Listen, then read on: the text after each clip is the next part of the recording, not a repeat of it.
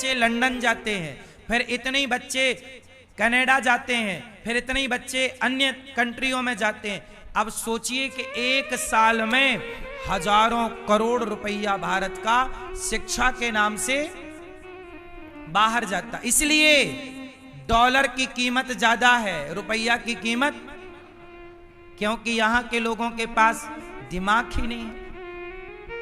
जबकि धरती की सबसे श्रेष्ठ शिक्षा कहीं की है तो भारत की शिक्षा सबसे श्रेष्ठ है।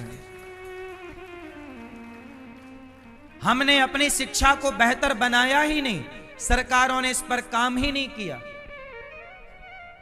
बोलो हां। अपनी टेक्नोलॉजी होनी चाहिए, अपना काम होना चाहिए, और बच्चों को विदेश पढ़ाने से बेहतर है यहां पढ़ाओ और यहां पढ़ा करके योग्य बनाओ। सरकारों को चाहिए कि जो अमेरिका की शिक्षा है उससे भी बेहतर शिक्षा प्रणाली भारत में लागू करें और भारत के बच्चों को वो सब कुछ मिले जो वो चाहते हैं। बोलो हां कि ना। पर यहां तो बस नेताओं को लड़ा लो। न्यूज चैनल आप देखोगे तो ये उससे लड़ रहा है, वो उससे लड़ रहा है, यही न्यूज में मुद्दे की बात ना भारत का मीडिया दिखाता, ना शिक्षा पे मीडिया बात करता। और संस्कारों शिक्षा पे हम बात करें तो हमें भारत के मीडिया जगत कहते हैं कि बेशर्म बाबा। हम बात करें तो हमें क्या बोलती है भारत की मीडिया? बेशर्म बाबा, बाबा के बिगड़े बोल। ऐसा है। इसलिए कहता हूं भारत में गीता को पढ़ाओ, उपनिषदों को पढ़ाओ, जो वास्तविकता है वो पढ़ाओ, और मुझे लगता है ना प्रैक्टिकल पढ़ाओ। क्या पढ़ाओ? प्रैक्टिकल पढ़ाओ। हम कहते हैं कम पढ़ाओ। बच्चों को क्या पढ़ाना?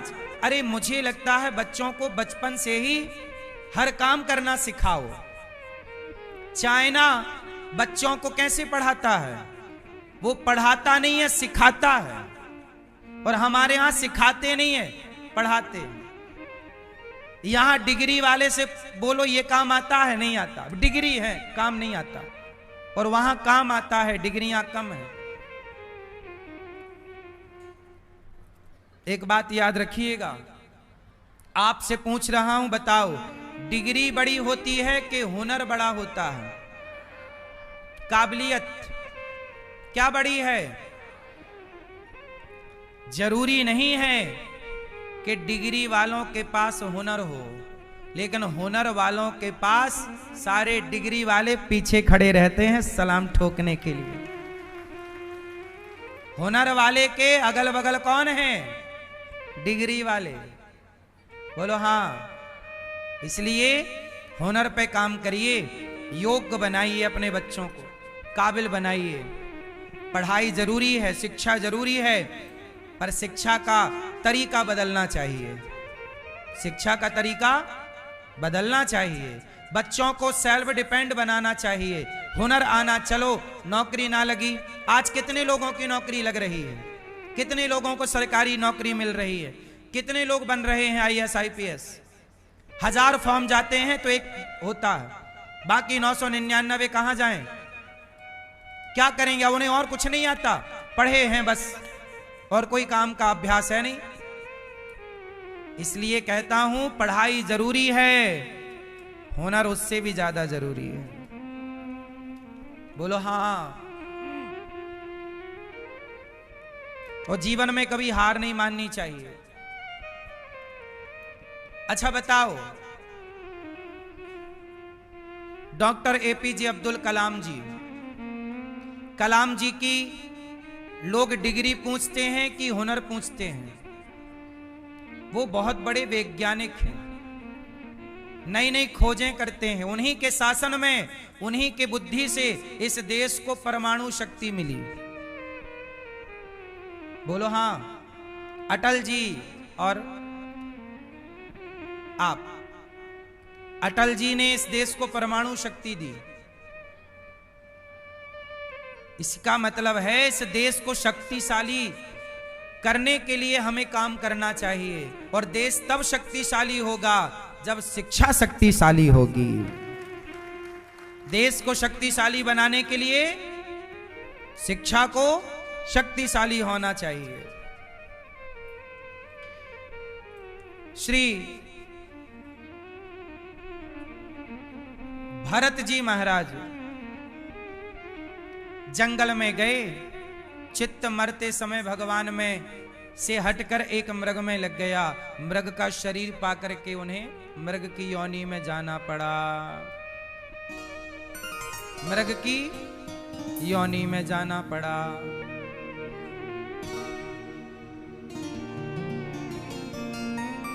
आपसे मेरी इतनी प्रार्थना है, कथाएं ये समझाती हैं कि मरते समय हमारा चित्त ना बिगड़े। मरते समय क्या ना बिगड़े? मरते समय मन यहां वहां ना भटके। आपसे हम कहते हैं अभी से मन के भटकाव पे काम करो, सीधा मन चले। शादी ब्याह में घोड़ा घोड़ी आते हैं ना, दुल्हा बैठता है, कभी उस घोड़ी को ध्यान से देखना, उसकी घोड़ी के पट्टी लगी रहती है आंखों में ऐसे। क्यों लगी रहती है बताएगा कोई? क्यों? क्यों? क्योंकि घोड़ी की आंखें चंचल ना हो, यहां ना देख, नहीं भाग जाएगी दुल्हा को लेके। बोलो हाँ। तो घोड़ी की आंखों में क्या लगती है ऐसे कि यहां वहां ना देखे, सीधा देखे। इसलिए घोड़ी दुल्हा को लक्ष्य तक पहुंचाती है, दुल्हन तक, वरना खुद लेके भाग जाए दुल्हा को।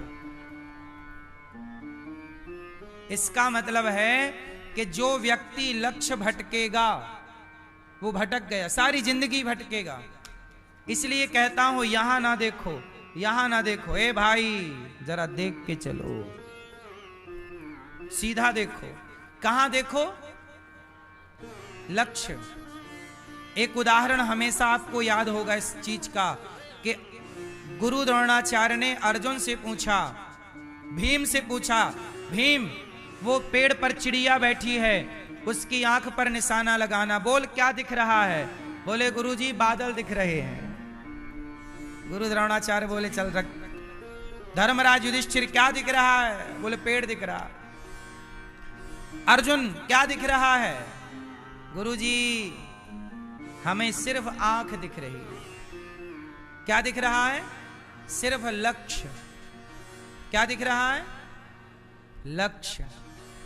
आजकल लोग अपने लक्ष्य को भटक गए। मेरा लक्ष्य क्या है?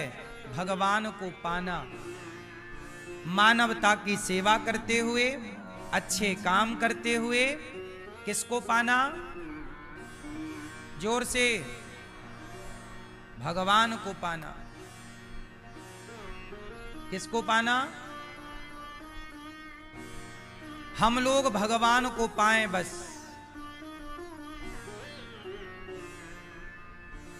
मानव जीवन में सब कुछ पाया, पर भगवान ही नहीं मिले तो सब पाके हम करेंगे क्या?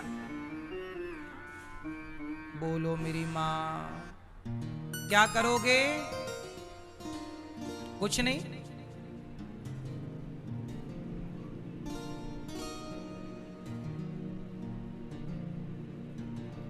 अब देखो, भरत जी ने अपने मन को एक, भरत जी जंगल में तपस्या कर रहे थे, उनका मन एक मृग में लग गया, तो मृग में लग जाने से उन्हें मृग बन करके आना पड़ा। इसलिए कहता हूं भटकाव ना हो, केंद्रित हो मन, अपना लक्ष्य, समाज की सेवा करो और चित्त भगवान में लगाओ, यहां वहां नहीं, और फिर अपना कल्याण। जिनका मन भगवान में लगा है, क्या उन्हें कोई चिंता है? अब राजा परीक्षित जी ने कहा, भरत जी बाद में मृग बने, फिर मनुष्य बने, राजा रघुगण को उपदेश किया। परीक्षित जी ने कहा, 28 प्रकार के नरकों का वर्णन सुखदेव जी ने सुनाया।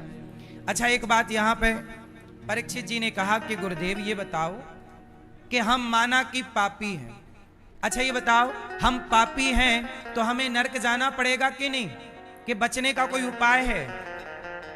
क्यों मैया? माना कि आपने पाप किए हैं, हो गए, अब क्या करें? तो अब नरक जाओगे कि बचने का कोई शॉर्टकट है, रास्ता है? क्या रास्ता है? मैया, भैया, जा रहे हो? टाटा। सुनो, माना कि हमने गलत काम कर लिए, पाप कर लिए, तो अब हम नरक जाएंगे कि नहीं? जोर से जाएंगे। कोई रास्ता? अब माना कि अब हमें नहीं जाना, हे प्रभु बचाओ, तो कोई रास्ता है? क्या रास्ता है? आपको नरक जाने से कौन बचा सकता है? कौन? आपके पड़ोसी? माता? पिता? कौन? भगवान। एक भगवान में इतनी ताकत है कि पापी से पापी को भी पल भर में पुण्यात्मा कर देंगे। अजामिल जैसे पापी को कोई पुण्यात्मा कर सकता है, केवल भगवान पुण्यात्मा कर सकते हैं। अजामिल जैसे पापी को कौन पुण्यात्मा कर सकता है? जोर से। कौन? केवल भगवान। अजामिल जैसे पापी को यदि कोई पुण्यात्मा कर सकता है तो केवल भगवान। इसलिए कहता हूं कि हमें भी कोई पुण्य पाप से मुक्त कर सकता है तो केवल भगवान। तो जो आपको पाप से मुक्त कर सकते हैं, उन भगवान की शरण में क्यों नहीं चलते? आओ भगवान की शरण में चलें।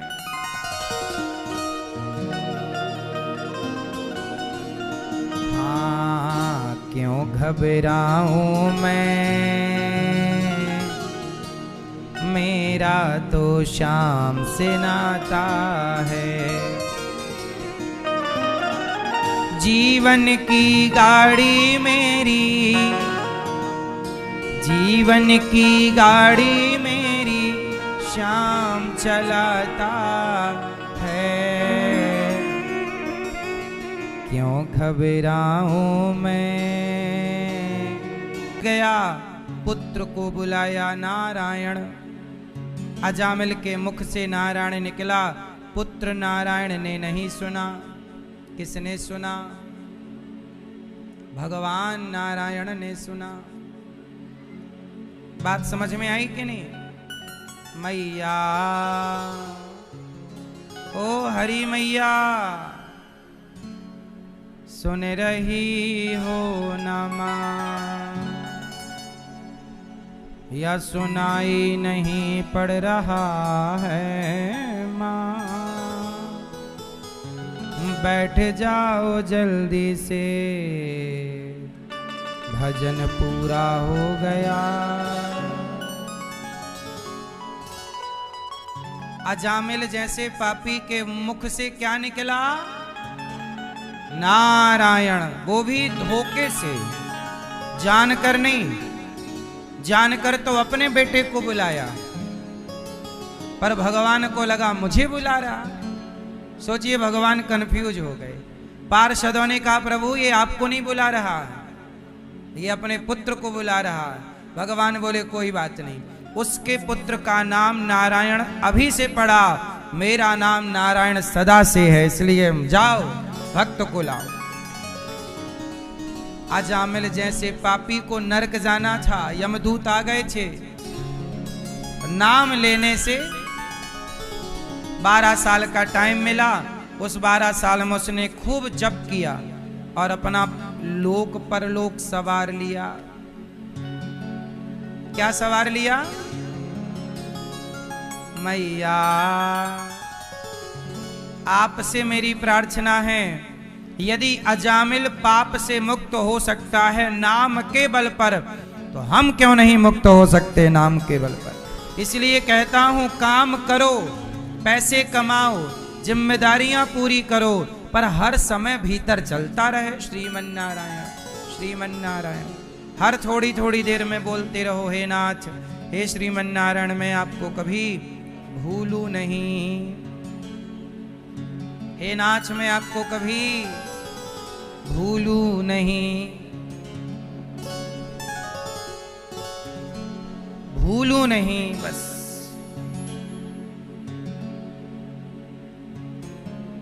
अजामिल का उद्धार हुआ। एक बार इंद्र ने अपने गुरुजी का अपमान कर दिया। इंद्र ने किसका अपमान किया मैया? कभी अपने गुरुजनों का अपमान नहीं करना चाहिए। गुरु कैसा हो? गुरु ऐसा हो जो अपने शिष्य से कुछ ना चाहे। गुरु कैसा हो? जो अपने शिष्य से कुछ ना चाहे, कुछ इच्छा ना हो कि शिष्य तुम हमें इतना पैसा दे दो, ये दे दो। कभी अब कल किसने, आप लोग कल की बड़ी चिंता करते हो, कल क्या होगा, क्या होगा, सब अच्छा हो। जो होगा कल के होने को आप रोक कहां पाओगे? सच बताओ, जो कल होगा उसे आप में से कोई रोक सकता है? अच्छा बताओ, कल क्या होगा? हैं? जोर से क्या होगा? मुझे पता है कल क्या होगा। हैं? आज कौन सा दिन है? बुधवार। मंगल तो कल बुध ही होगा। हाँ? यदि आज मंगल है तो कल हमें पता है कल क्या होगा। हाँ? कल क्या होगा? कल बुध होगा। जिन घड़ियों में हंस सकते हैं उन घड़ियों में रोएं क्यों? मैं मानता हूं प्रहलाद जी को प्रणाम है। प्रहलाद जी जैसे भक्त इस धरती को कभी कभी नसीब होते हैं। धन्य है प्रहलाद जी। प्रहलाद जी की कथा केवल ये बताना चाहती है कि भरोसा हो तो प्रहलाद जी जैसा हो। फिर देखो, आग में ताकत नहीं कि तुम्हें जला सके। ऊंचाई से गिरने पर ताकत नहीं कोई कि तुम्हें मार सके। और मौत आएगी तो फिर मरेंगे भी। हमें जिंदगी से इतना प्यार भी नहीं है कि हम मरने के लिए, जीवन के लिए रोते रहें कि हमें और चाहिए, और चाहिए। अच्छा, आपको और कितना जीना है? अच्छा बताओ, कितने साल की जिंदगी होनी चाहिए? उत्तर दो। कितने साल जीना चाहिए? जोर से। कितने हैं? हैं? नहीं, ये लॉजिक काम नहीं करेगा आपका। कितने साल जीना चाहिए? जोर से। अब जैसे कोई 60 साल का है, 50 का है, 70 का है, 80 का है, तो मुझे एक सवाल पूछना है 70 साल के व्यक्ति और 80 साल के व्यक्ति से कि आपने इतना जिया है, बताओ इतनी जिंदगी में आपने क्या किया है? सोचे तो किसके लिए? परिवार के लिए। मैं कहता हूं कम जियो, पर ऐसा जियो कि आपका जीना आपके मरने के बाद भी याद किया जाए कि ऐसा जीवन हो। झांसी की रानी 23 साल में मर गई। कितने वर्ष? 23 आज तक जीवित हैं। हम कहते हैं कम जियो, पर ऐसा कर जाओ कम उम्र में ही याद रखा जाए। हम बहुत जिए, 100 साल हम जिए, और 100 साल भी जी के करे क्या? चुगली, निंदा, छल, कपट। तो क्या जिए तुम? 100 साल बेकार जिए।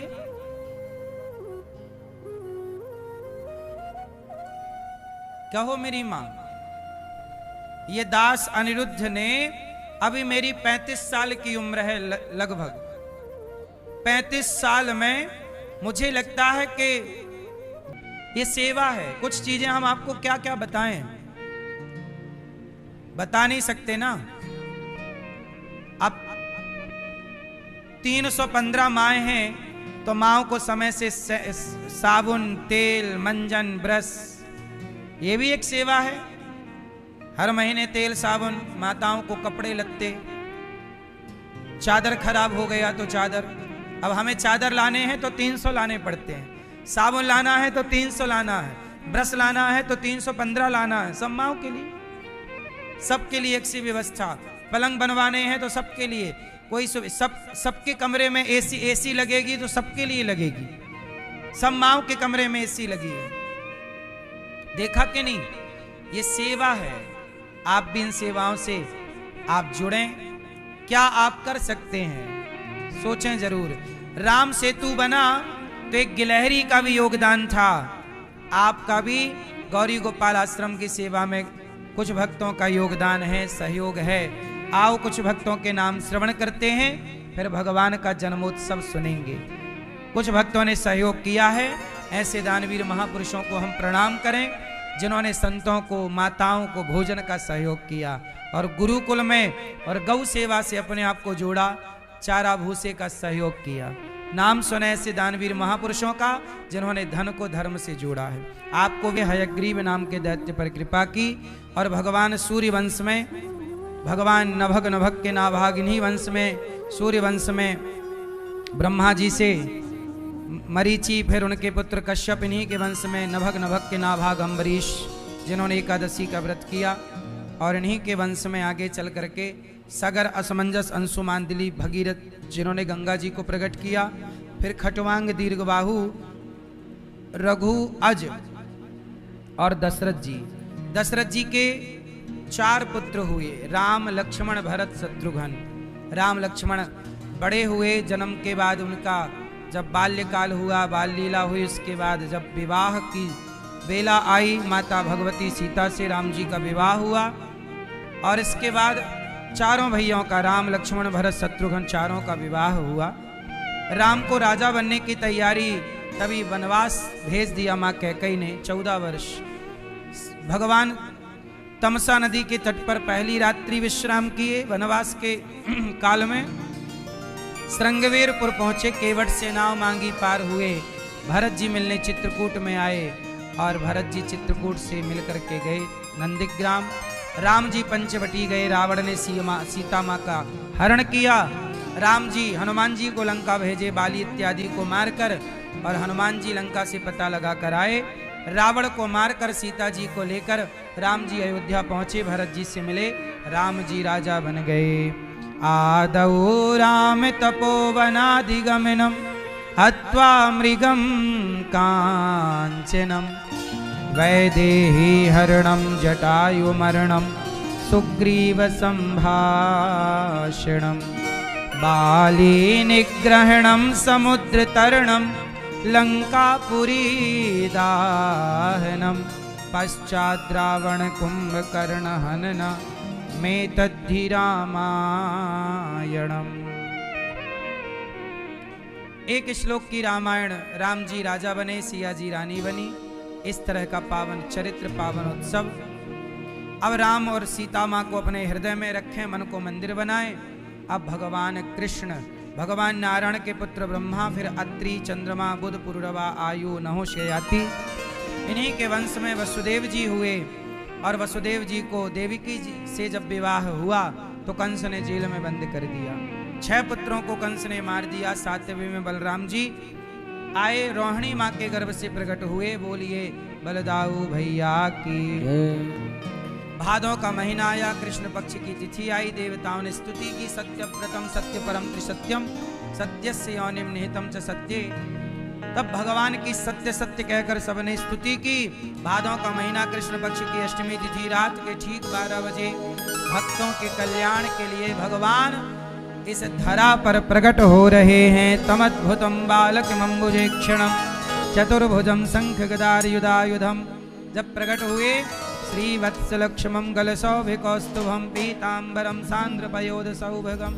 जब प्रकट हुए भगवान ने देवकी वसुदेव ने स्तुति की, भगवान को लेकर चले। और जब भगवान को लेकर के चले, जेल के ताले खुल गए, पहरेदार सो